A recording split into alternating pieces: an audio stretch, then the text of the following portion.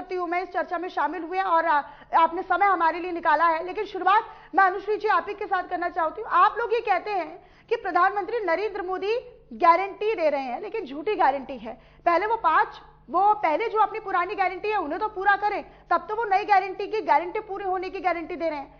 अब तो आप लोग भी उसी पथ पर हैं। अब आप लोगों ने अब घोषणा पत्र जारी किया है, 5 योजनाएं, 25 गारंटी। जनता किस पर विश्वास करेगी, मोदी की गारंटी या फिर कांग्रेस की गारंटी? जी देखिए मनीषा जी, जो जनता का निर्णय है वो सर्वोपरि है और जनता इस बात को समझ रही है कि केंद्र में पिछले जो 10 साल से जिस तरीके से शासन हुआ है, युवाओं के साथ जो युवाओं के भविष्य के साथ जो खिलवाड़ किया गया है, या फिर महिलाओं को लेकर जो महिला अत्याचारों को लेकर, या फिर जिस तरीके से जो वुमेन सेफ्टी है उस तरीके के जो मामले आ रहे हैं, या किसानों की बात ले ले, तो जो जनता है वो इस बात को समझ रही है। बात रही प्रधानमंत्री की जो गारंटियों की, तो गारंटियों में मेरे को एक बात बता दे, कौन से युवाओं को रोजगार दिए गए हैं? अभी तो जो है अग्निवीर जैसी तक स्कीम इनके द्वारा लाई गई है, जिससे कि युवाओं के जो राइट्स है उनका हनन हुआ है। तो कहीं ना कहीं जो जनता है वो इस बात को समझ रही है और डिसाइडिंग फैक्टर सबसे ज्यादा इसमें यूथ रहेगा, और यूथ इस बात को अच्छी तरीके से समझ रहा है।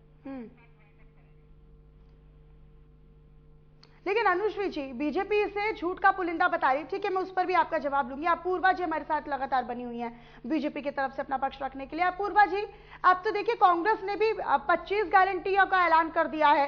खास तौर पर फोकस रहा किसानों पर, युवाओं पर और महिलाओं पर, आधी आबादी पर फोकस रहा, जिसका जिक्र आप लोग भी करते हैं। वो तो उन्होंने गारंटियां भी दे दी। चलिए, सबसे पहले तो धन्यवाद कांग्रेस को हमारा इस बात के लिए करना चाहिए कि कम से कम युवाओं के लिए और महिलाओं के लिए सोचना भारतीय जनता पार्टी ने इनको सिखाया तो सही। दूसरी बात मैं ये कहना चाहूंगी, 65 साल तक महिलाएं पक्के घर को तरसती रही। 65 साल तक इस देश की महिलाएं इज्जत घर को तरसती रही। आज ये बात करते हैं महिलाओं की, जिस समुदाय के ये बहुत खास बनते हैं, वहां की महिलाएं ट्रिपल तलाक के दंश को सहती रही। आप सोचिए, उनका जीवन, कोई तलाक तलाक तलाक कहता था और वो बेघर हो जाती थी। उनके पास में कोई जगह नहीं बचती थी जाने की। जिस समुदाय के नाम पर ये वोट बटोरते आए, ये उन समुदाय के भी सगे नहीं हुए। इन युवाओं की बात ये अनुश्री जी उठा रही थी, उन युवाओं की जिनके लिए 19 पेपर राजस्थान में लीक पर लीक होते चले गए और जिसके तार जाकर के इनके कांग्रेस के सरगनाओं से जुड़ते हैं। किन महिलाओं की बात कर रही है अनुश्री जी यहाँ पर बैठ के? उन महिलाओं की, उस राज्य की जिस राज्य के अंदर प्रत्येक दिन 17 बलात्कार होते थे, या उस राजस्थान की बात कर रही हैं जहां पर भीलवाड़ा में कोटड़ी जैसा जो है एक हादसा हो गया, जिसमें बच्ची को जिंदा जला दिया गया भट्टी के अंदर। और जिस इंस्पेक्टर की गलती से, या मैं कहूं जिस इंस्पेक्टर की देरी करने की वजह से यह हादसा हो सकता है, टल सकता था, उनको इन्होंने अगले ही राजकीय समारोह में राज्य के पुरस्कार से पुरस्कृत भी कर दिया। ये किस सुरक्षा की बात करती है महिलाओं की, जबकि इनके नेता ने भरे सदन में, लोकतंत्र के मंदिर में खड़े होकर के कहा था कि राजस्थान बलात्कारियों का प्रदेश है। क्यों साहब, बलात्कार तो राजस्थान में होते रहते हैं। उनके लिए ये हंसी की बात थी, उनके लिए ये ठिठोली की बात थी। अगर आपको भारतीय जनता पार्टी के भ्रष्टाचार पर भी आप लोगों को घेर रहे हैं। वो ये कह रहे हैं कि जीएसटी लागू करने से लेकर, नोटबंदी लागू करने से लेकर राफेल के मुद्दे तक हम नए सिरे से जांच करेंगे। निश्चित तौर पर भ्रष्टाचार को लेकर आप अब तक घेर रहे थे, वो ये कह रहे हैं कि ये जो भ्रष्टाचार इन 10 सालों में हुआ है, हम उन पर जांच करेंगे। देखिए, सिर्फ कांग्रेस पार्टी को लगता है कि 10 साल के अंदर कोई ना कोई कलंक भारतीय जनता पार्टी पर लगा हो।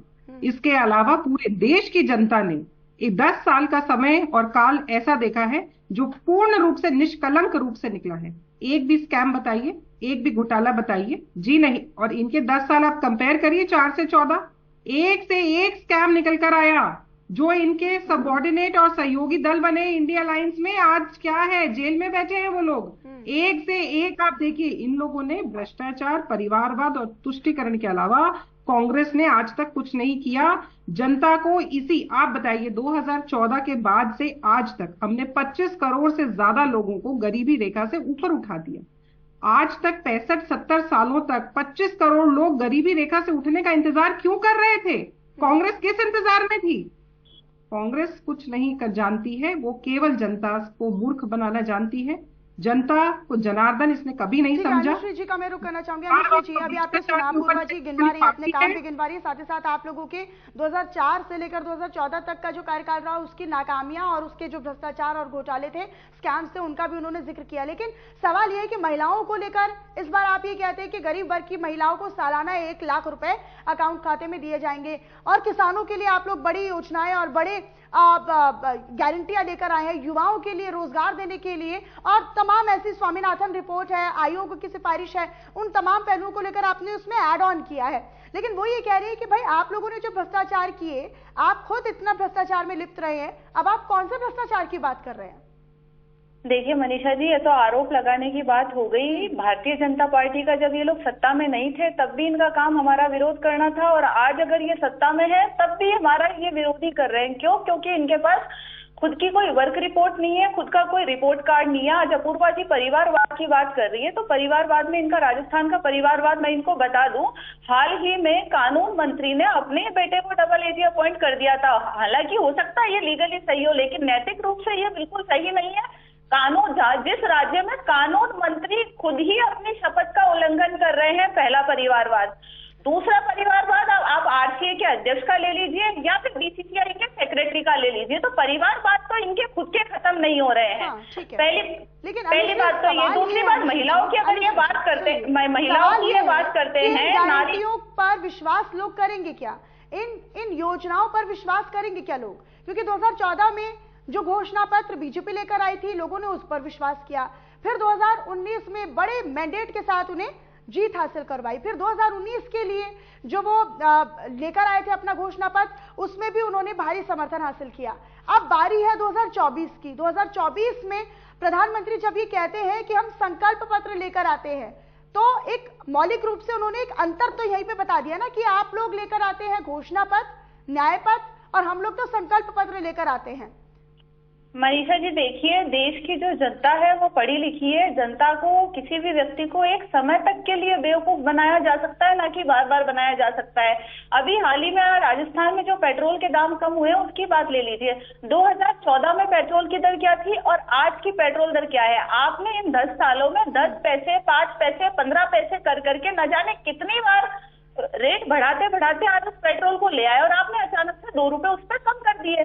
तो ये कौन सी बड़ी चीज कर दी है? बात इन्होंने हमारी पार्टी पे एक सामुदायिक विशेष की लगाई। आज भारत की जनता जो है वो देख रही है, भारत एक धर्मनिरपेक्ष राष्ट्र है। ना तो कांग्रेस पार्टी किसी सामुदायिक विशेष के लिए, सारे समुदाय के लिए लड़ती है, लेकिन इस तरीके की जो बातें भारतीय जनता पार्टी हमेशा लगाती आई है, ये चीज देश की जनता समझ रही है। आप क्यों सामुदायिक विशेष पे, धर्म विशेष पे या फिर किसी और चीज पे आप बात करते हैं, कांग्रेस की कमी निकालने की बात करते हैं कि आप क्यों नहीं अपने रिपोर्ट कार्ड की बात करते?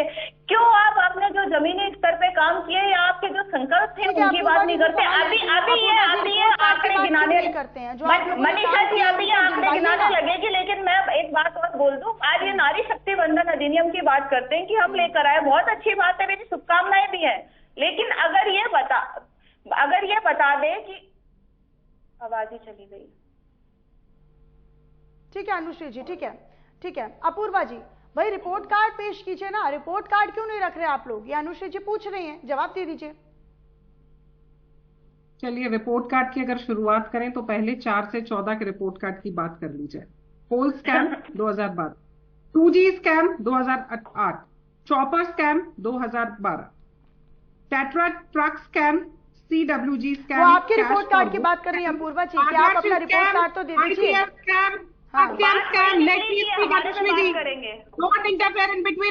Let me speak.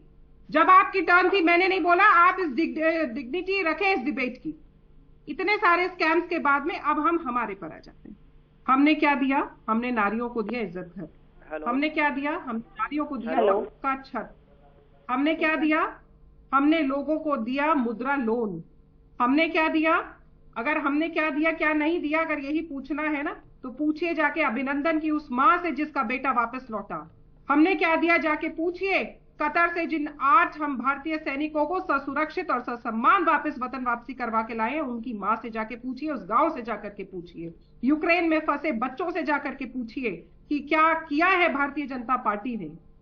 उन मुस्लिम महिलाओं से जाकर के पूछिए जिसको इस दंश से मुक्ति दिलाई है भारतीय जनता पार्टी ने। आज मैंने जितने स्कैम्स के यहाँ पे नाम लिए हैं ना, ऐसा कुछ विचित्र हमने नहीं किया। क्यों 65 सालों तक हम डिफेंस एक्सपोर्ट्स पे, डिफेंस इंपोर्ट्स के ऊपर ही फोकस करते रहे? और आज जैसे 10 वर्षों में क्या हुआ कि हम डिफेंस के अंदर, मेक इन इंडिया के अंदर आत्मनिर्भर बन रहे हैं और उसका एक्सपोर्ट भी हमने शुरू कर दिया। क्यों? क्योंकि ये सारे स्कैम्स इनको करने थे डिफेंस के। अगर आत्मनिर्भर बना देते, युवाओं को रोजगार दे देते, भारत को सशक्त और सक्षम बना देते, तो इतना खाते कैसे? वो नोटबंदी को और राफेल को वो एक बहुत बड़ा मुद्दा बना रहे हैं अपूर्वा जी। वो ये कह रहे हैं कि आप लोगों ने नोटबंदी के नाम पर भ्रष्टाचार किया। आप लोग वादा कर रहे थे कि काला धन आएगा, एक भी काले धन का एक भी पैसा अगर आया हो तो वो आप जनता के सामने रख दीजिए, जनता के सामने पब्लिश कर दीजिए। वो ये कह रहे हैं कि भाई राफेल इतना बड़ा घोटाला हुआ, उस पर हम नए सिरे से जांच कमेटी बिठाएंगे और फिर शुरू करेंगे। लेकिन अनुश्री जी, आप भ्रष्टाचार के बाद इस घोषणा पत्र में, इस न्याय पत्र में तब कीजिए जब आप लोगों के खुद के इंडिया गठबंधन के तमाम नेता, चाहे वो अरविंद केजरीवाल की बात कर ली जाए, मनीष सिसोदिया की बात कर ली जाए, या फिर हेमंत सोरेन की जो पूर्व सीएम रहे हैं उनकी बात कर ली जाए, जेल में बंद है। तमाम घोटालों को लेकर, भ्रष्टाचार को लेकर आप लोग जोर शोर से आलाप गा रहे हैं, उसको राग बना दिया। लेकिन आप लोगों के जो नेता हैं वो भ्रष्टाचार के आरोपों में जेल में बंद हैं, उसको कैसे आप जनता तक पहुंचाइएगा? क्योंकि लोगों के बीच में तो है ना कि आप लोगों के नेता भ्रष्टाचार के मामले में अंदर है, ईडी की गिरफ्तारी उन पर, लेकिन उसके बाद आप भ्रष्टाचार का मुद्दा उठा रहे हैं कि हम तो इस भ्रष्टाचार को लेकर जांच करेंगे। नहीं पड़ेगा, क्योंकि भारतीय जनता पार्टी जिस तरीके से, एक तरीका मैं बता दूं, जिस तरीके से रिफाइंड जो चोरी कर रही है, चाहे अभी इलेक्टोरल बॉन्ड की बात ले ले आप, इलेक्टोरल बॉन्ड में जिन कंपनियों में इन्होंने ईडी के थ्रू छापे मारे और उन्हीं से इनको चंदा आया या उन्हीं से जो काम आया, पहली बात तो ये। दूसरा, अगर आइए बात कर रहे हैं तो कोई भी आरोप चार्जशीटेड नहीं हुआ है। चुनाव से पहले ही इन्होंने उन नेताओं को जेल में डाला है, कांग्रेस पार्टी के सभी अकाउंट फ्रीज कर दिए हैं। तो ये चीजें क्या है? भारतीय जनता पार्टी तो खुद बौखलाई हुई है। अगर नहीं बौखलाई होती, इनके पास खुद के काम होते, तो आज ये स्थिति तो नहीं आती कि चुनाव से पहले इन्होंने हमारी पार्टी के सारे अकाउंट फ्रीज कर दिए हैं, हमारे जिन पार्टी से अलायंस है उनके नेताओं को इन्होंने जेल में डाल दिया है। तो कहीं ना कहीं भारतीय जनता पार्टी की बौखलाहट है जो जनता देख रही है। ठीक है, ठीक है। अपूर्वा जी, अभी प्रधानमंत्री नरेंद्र मोदी राजस्थान में थे, वो चुनावी जनसभा को संबोधित कर रहे थे। वो ये कह रहे थे कि भाई कांग्रेस तो राम का नाम लेने से भी डरती थी। भाई राम का नाम इसलिए नहीं लिया जाता था कहीं उन्हीं की पार्टी का राम राम ना हो जाए। राम का नाम लिया होता तो राम नाम हुआ ना होता, पर राम का नाम नहीं लिया, सब राम नाम हो चुका है कांग्रेस। अच्छा, आप ये कह रही है कि हो चुका राम राम नहीं, लेकिन वो तो कह रहे हैं कि इस बार तो 100% वापसी होने जा रही है कांग्रेस की। देखिए, दिवा स्वप्न देखने में कोई बुराई नहीं होती, और कांग्रेस अगर देखना चाहती है तो उसको भले ही देखे, हमें इसमें कोई अतिशयोक्ति भी नजर नहीं आती, क्योंकि कांग्रेस 10 साल से दिवा स्वप्न देखती आ रही है और इस बार भी देख लेगी तो कोई फर्क नहीं पड़ता। मगर खैर छोड़िए, एक बात आपने कहा कि आपके इनके जो अलायंस है, इंडिया अलायंस वाले काफी पार्टीज जो है वो जेल के अंदर है और भारतीय जनता पार्टी ने उनको डाला है, ऐसा अनुश्री जी ने हम पे आरोप लगाया। मैं ये जानना चाहती हूँ कि जितने भी इंडिया अलायंस के लोग हैं वो बेल पर या तो जेल में है या बेल पर बाहर है, इसके अलावा उनमें से कोई नहीं है। बड़े से बड़े सुरमा भोपाली को उठा लीजिए और छोटी से छोटी पार्टी को उठा लीजिए, सारे के सारे या तो जेल के अंदर वाले मिलेंगे या बेल पर आए हुए बाहर लोग मिलेंगे। तो इन लोगों ने तो जो है ना वो अपराधियों का गैंग बना करके रख रखा है इंडिया अलायंस को। दूसरी बात, ये बात करते हैं इलेक्टोरल बॉन्ड की। भारतीय जनता पार्टी तो फिर भी मैं कहती हूँ बहुत से राज्यों के अंदर है और केंद्र के अंदर है, तब भी आप परसेंटेज निकाल कर देखिए। अगर कांग्रेस इतनी दूध की धुली होती तो मना कर देती नैतिकता के आधार पर कि हम नहीं लेंगे इलेक्टोरल बॉन्ड। और आज भी आप परसेंटेज देखिए, क्या इनके पास में 1400 करोड़ से ऊपर पैसा नहीं आया, जबकि ये मात्र 2 राज्यों के अंदर थे, तब इन्होंने 1400 करोड़ की उगाही कर ली। आप सोचिए, हमारे को जो पैसा दिया गया वो तो जनता ने विश्वास देखकर, विकास देख करके और अपने भविष्य को देख करके सारे उद्योगपतियों ने पैसा लगाया है, क्योंकि उनको भी पता है। गौरव वल्लभ जी हमारे यहाँ के तो थे नहीं, उन्होंने क्या कहा कि मैं कब तक सनातन विरोधी नारे लगाता रहूंगा, कब तक देश के वेल्थ क्रिएटर्स को सुबह शाम गाली देता रहूंगा। और ये बात यहीं की नहीं है, मैं आपको बता रही हूं, कांग्रेस के प्रत्येक कार्यकर्ता का यही दर्द है। पार्टी कार्यालय आते हैं, सनातन को कोसते हैं, पार्टी कार्यालय आते हैं, विकास को कोसते हैं, पार्टी कार्यालय आते हैं, वेल्थ क्रिएटर्स को कोसते हैं, मगर जब पुनः घर जाते हैं तो उसी राम की पूजा करते हैं, उसी राम मंदिर की जय जयकार लगाते हैं और उनके बच्चे उनसे पूछते हैं कि पापा अपूर्वा जी कह रही है कि भाई आप लोगों की पार्टी का राम राम होना नहीं है, वो तो हो चुका है। और एक तरफ आप लोग इसी ख्वाहिश में है, इसी वादे के साथ है कि इस बार हम बड़े मैंडेट के साथ जीतने वाले हैं, इस बार फिर से हम देश में वापसी करने वाले हैं, आप लोग ये कह रहे हैं। लेकिन यहाँ तो अपूर्वा जी कुछ और कह रही है, वो तो कह रही है कि आप लोगों की पार्टी का राम राम हो चुका है। प्रधानमंत्री नरेंद्र मोदी आज चुनावी जनसभा में भी इसी बात का जिक्र करते हुए नजर आए थे।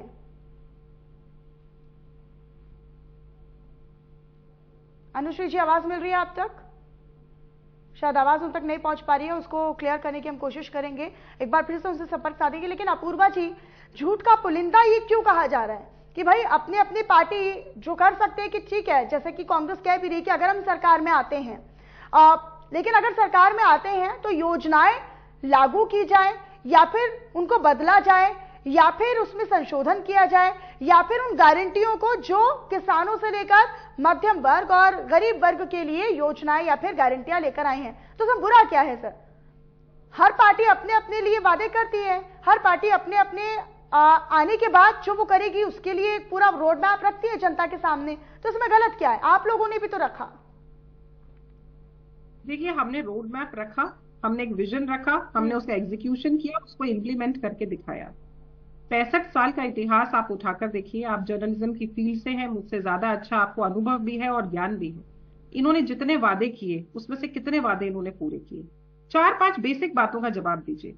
क्यों 2014 तक, हम तो 1947 में आजाद हो गए थे ना, क्यों 2014 तक 25 करोड़, छोटा मोटा आंकड़ा नहीं होता, क्यों 25 करोड़ लोग आज भी गरीबी की रेखा के नीचे जीवन यापन करने के लिए मजबूर थे? क्यों लोगों के घरों में जल नहीं पहुंचा था नल से? क्यों महिलाएं आज भी 25-25 किलोमीटर दूर जाकर सर के ऊपर गगरी रख करके एक एक चरी पानी अपने घर की जरूरतों को पूरा करने के लिए लेकर आती थी? क्यों यहाँ की महिलाओं को सूरज कब उगेगा, सूरज कब छुपेगा, इस चीज को सोच करके अपने दैनिक नित्य कर्म के लिए जाना पड़ता था? महिलाएं क्यों 65 साल तक ये ताना सुनती रही कि तेरा घर कौन सा है? मोदी ने आकर बताया कि ये घर तेरा है, ये पट्टा तेरा है। क्यों ऐसा हुआ कि आज तक कभी ऐसा हुआ कि मकान दिए, महिलाओं को सम्मान दिया, पक्के आवास महिला ही नहीं, आप एक और चीज आइए, एक और चीज सुनिए आप, ऐसा कितनी बार हुआ कि कलेक्टर्स ने रेडी और ठेले वाले को बुला करके 10-10 हजार का लोन दिया हो कि अपने बिजनेस का विस्तार करिए, इसके अंदर कुछ सुधार कर सकते हैं तो वो करिए, और उन्होंने कहा कि लोन कौन देगा? पहले ये लोग कहते थे 65 साल तक एक गरीब से 5,000 रुपए देने के लिए भी एक गारंटी मांगते थे, कोलेटरल मांगते थे, मगर मोदी जी ने कहा कि गरीब अपनी गारंटी स्वयं देगा, वो देगा तो देगा, वो नहीं देगा तो नहीं देगा 10,000 रुपए। गरीबों का काम करा, ठीक है। आप अपने 10 साल के पूरे विजन को बता रहे हैं कि आप लोगों ने 10 साल में क्या कुछ किया। अनुश्री जी आवाज मिल रही है आप तक? जी आ रही है। अनुश्री जी, अभी आप काउंटर कीजिएगा कि आप लोगों ने पूछा कि भाई 10 सालों में बीजेपी ने क्या किया। अपूर्वा जी तो फिंगर टिप्स पर भी बता रही हैं, उंगलियों पर बता रही हैं कि हम लोगों ने गरीब को ऊपर, गरीबी रेखा से ऊपर उठाने का काम किया, पक्के आवास दिए हैं, महिलाओं को मजबूत किया है, महिलाओं का सम्मान बढ़ाया और वैश्विक स्तर पर भारत का ओहदा और भारत का मान सम्मान बढ़ाने का काम किया है। इन 10 सालों में ये काम हुआ है जो आप लोग 65 से 70 साल के बीच के कार्यकाल में नहीं कर पाए। तो अब ऐसा आप लोग क्या कर देंगे, या फिर आपके इस घोषणा पत्र को लेकर जनता क्यों विश्वास करे, वो भी जरा बता दीजिएगा। जी देखिए मनीषा जी, अपूर्वा जी ने जो बात कही वो मैं तो नहीं मानती हूँ, क्योंकि जिस तरीके से इनकी कथनी और करनी में अंतर है, ये सारे काम कहाँ हुए मैं या फिर जनता तो नहीं देख पा रही है। अब ये किस ग्राउंड पे बोल रही है वो मेरे को नहीं पता है। दूसरी बात ये कि अगर ये बात कर रही है महिला शक्ति वंदन अधिनियम की, मैं उस टाइम भी कहती रुक गई थी। अगर ये कह रहे हैं कि ये लेकर आए हैं और अच्छी बात है लेकर आए हैं, नारी वंदन अधिनियम लागू हुआ, लेकिन मेरा सवाल इनसे ये है कि ये उसका वेट 2029 के लिए क्यों कर रहे हैं? आज इनके पार्टी स्तर में भी देखेंगे तो महिलाओं का प्रतिशत इतना ज्यादा नहीं है। अब ये मेरे पे आरोप लगाई कि परिवारवाद का, तो परिवारवाद के अलावा भी लोकसभा अध्यक्ष से लेके मुख्यमंत्री तक हमारी महिला जो है मुख्यमंत्री और लोकसभा अध्यक्ष भी रही है। तो महिलाओं को तो हमने स्टार्टिंग से मौका दिया है, और रही बात हमारे कार्यों की, योजनाओं की, उसमें भी हमने महिलाओं को आगे लाया है।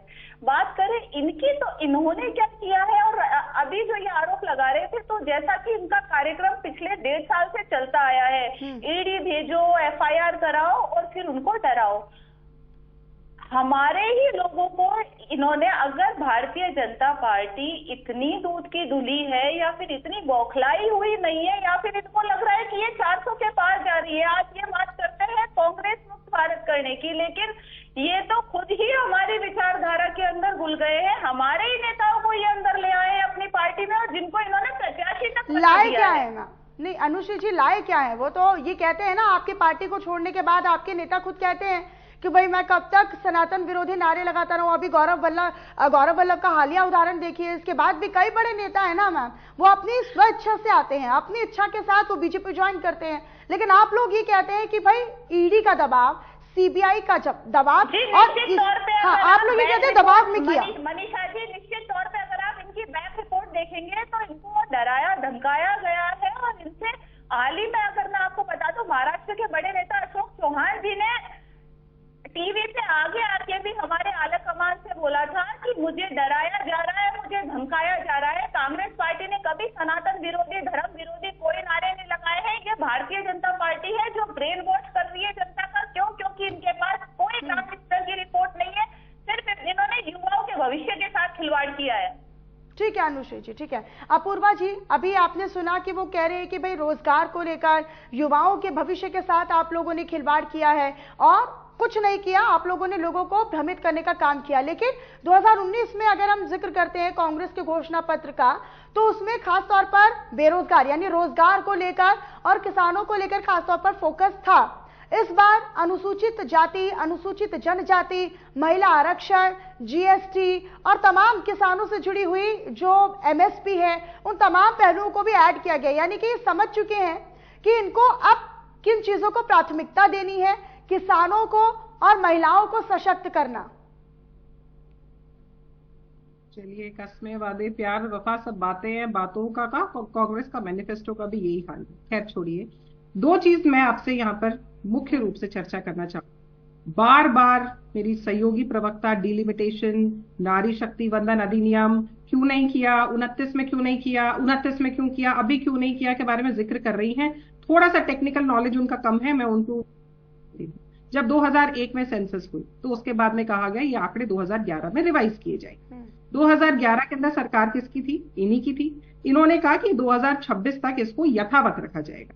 अब आप मुझे एक बात बताइए कि जब ये कह दिया गया कि इन सेंसस के इन्हीं आंकड़ों को 2026 तक यथावत रखा जाएगा, इन्हीं की सरकार द्वारा कहा गया, 2011 में भारतीय जनता पार्टी की तो सरकार थी नहीं, और ये भी कहा गया कि सीट तब तक उतनी ही रिजर्व्ड रहेंगी, सीट्स में कोई परिवर्तन नहीं किया जाएगा, डिलिमिटेशन।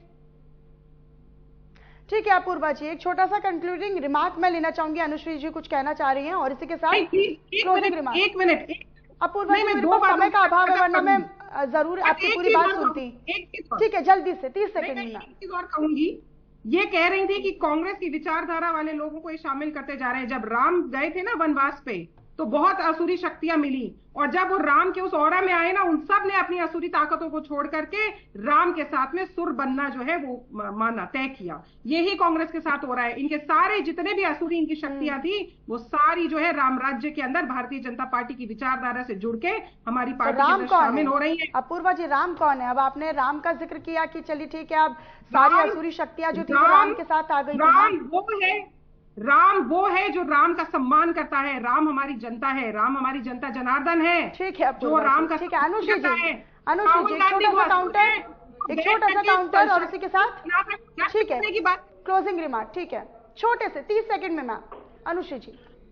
मनीषा जी, मैं बता दूं, मैंने अभी भी ये बोला है कि महिला शक्ति वंदन अधिनियम लाए, बहुत अच्छी बात है। मेरी बात ये नहीं है कि जनगणना कब होगी या लागू क्यों होगा, मेरी बात है इनकी कथनी करने में अंतर। अगर ये महिलाओं के लिए कुछ करना चाहते हैं तो आप इम्प्लीमेंटेशन तो दो, इम्प्लीमेंटेशन इनसे दिया नहीं जा रहा है। दूसरी बात, जो ये सनातन विरोधी हमको कह रहे हैं, तो मैं इनको आपके माध्यम से, टीवी के माध्यम से भी जनता को स्पष्ट करना चाहूंगी कि कांग्रेस ने कभी विरोध नहीं किया है।